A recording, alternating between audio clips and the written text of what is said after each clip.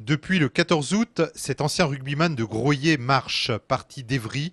Son périple le mène en 31 étapes à Toulouse en passant par Montpellier.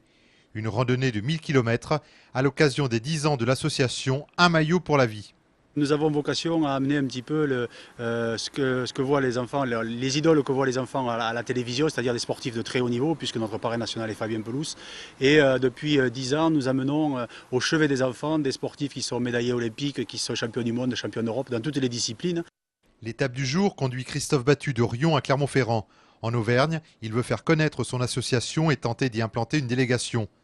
Après avoir parcouru la région centre où aucune municipalité n'a voulu l'accueillir, il retrouve sur les petites routes auvergnates un moral d'acier.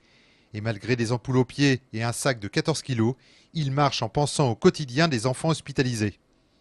Mais son plus grand bonheur, c'est de voir briller les yeux des enfants lorsqu'ils peuvent rencontrer des sportifs illustres, comme ici à l'hôpital d'Estaing, où malgré un emploi du temps surchargé, Julien Bonner, Julien Pierre et Alexandre Lapendry ont accepté l'invitation de l'association. Si je serais comme eux, j'aimerais bien avoir un peu de soutien, donc ça fait toujours plaisir et voilà, il faut faire ça pour eux.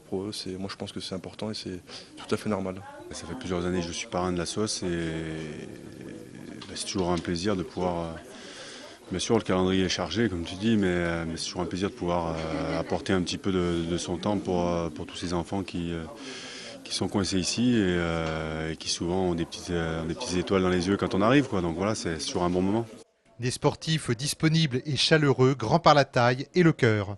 Je les avais vus que de loin en regardant un match au Michelin, mais c'est tout. Donc c'est bien de les voir de près.